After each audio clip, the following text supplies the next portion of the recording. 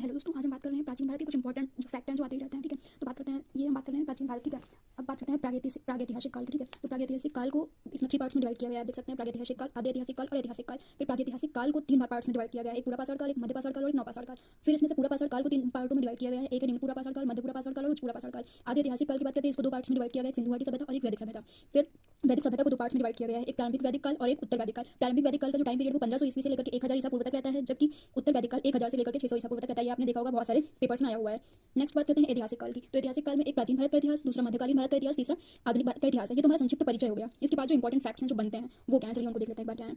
अब बात करते हैं काल, स्थल और प्राप्ति। ठीक है, अब जैसे पूरा पाषाण काल, तो इसमें जो स्थल, ये जो भीमबेटका नामक स्थल है पूरा पाषाण काल का है। यहाँ से क्या चीज मिला है, तो यहाँ से भीमबेटका की गुफा चित्र मिला है। दूसरा बात करते हैं मध्य पाषाण काल, तो ये इसके स्थल कौन से, एक सरायना हरा, एक महदहा। तो यहाँ से क्या मिला है, यहाँ से मानव के अस्थि पंजर का पहला अवशेष मिला है। नेक्स्ट बात करते हैं मध्य पाषाण काल का ही चौपानी मांडू नामक स्थल की, यहाँ प्राप्ति हुई है वन्य धान का प्रमाण। ठीक है, नेक्स्ट बात करते हैं आदमगढ़ या बागौर की, तो यहाँ से मिला है पशुपालन की प्राचीनतम साक्ष्य। ठीक है, अब नेक्स्ट बात कर लेते हैं, एक सेकंड जस्ट वेट, या नेक्स्ट बात कर लेते हैं, तो यहाँ से नवपाषाण काल की। तो नवपाषाण काल से हमें में जो स्थल है वो ये हैं, स्थल की प्रमुख देन क्या है। ठीक है, एक तो कृषि का विकास हुआ है और दूसरा आग का सर्वप्रथम प्रयोग और पहिए का आविष्कार। ठीक है, तो कोल्डिवा नामक स्थल की बात करते हैं, नवपाषाण काल का था, जिसमें सर्वप्रथम चावल के साक्ष्य मिले हुए हैं। कोल्डिवा कहाँ है, मध्य प्रदेश में है। नेक्स्ट बात करते हैं बुर्जहोम। बुर्जहोम जम्मू कश्मीर में आया हुआ क्वेश्चन में है। यहाँ से क्या मिला है, मानव कंकाल के साथ कुत्ते के कंकाल का अवशेष, ये भी क्वेश्चन आया हुआ है, पीवाई आप देख सकते हैं। नेक्स्ट बात करते हैं चिरान बिहार, ये भी क्वेश्चन आया हुआ है, यहाँ पशु हड्डी तथा हिरण की सींग के उपकरण मिले हुए हैं। नेक्स्ट बात करते हैं संगनकल्लू, पिकलीहल, उतनूर की। तो ये पूछा गया है, इसमें मुझे याद यूपीएससी में किसी ईयर तो आया है। यहाँ जो उतनूर है कहाँ है, कर्नाटक में है, तो यहाँ से मिले हैं राके की टीले के साक्ष्य। नेक्स्ट बात कर लेते हैं सिंधु घाटी सभ्यता की। अच्छा, ये संक्षिप्त एक परिचय है, तो इसको आप हो सकता है आपको स्टार्टिंग में थोड़ा सा बोरिंग लगा हो, लेकिन यही सब आता है एग्जाम्स में। ठीक है, नेक्स्ट बात करते हैं सिंधु घाटी सभ्यता की।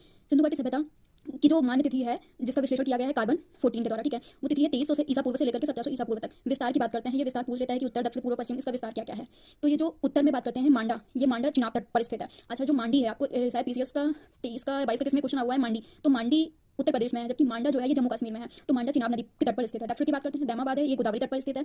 और पूर्व में जो इसका विस्तार है वो कहाँ पे है, आलमगीरपुर। ठीक है, ये हिंडन नदी के तट पर स्थित है। पश्चिम की बात करते हैं, ये सुतकागेंडोर है। ठीक है, ये दास नदी के तट पर स्थित है। यहाँ पे गोदावरी लिखा हुआ है, बाकी आप मोस्टली देखेंगे तो यहाँ पे प्रवरा नदी लिखा हुआ होता है, तो ये ट्रिब्यूटरी है जो गोदावरी की है। तो अगर स्पेसिफिक आपसे पूछ लिया जाएगा तो प्रवरा नदी होगा। ठीक है, नेक्स्ट बात कर लेते हैं, जस्ट वेट, ये सिंधु घाटी सभ्यता के जो महत्वपूर्ण स्थल हैं उनकी बात कर लेते हैं, और उनके स्थल कहाँ पे कैसे मिले हैं, और उत्खननकर्ता खोजकर्ता क्या है, और ये प्राप्ति के स्थल, प्राप्ति मतलब कहाँ से क्या क्या हुआ है। ठीक है, ये वाला देखिए, इस बार जो अभी नृत्यांगना वाला है, ये ये नहीं, मोहनजोदड़ो नर्तकी की कांसे की मूर्ति।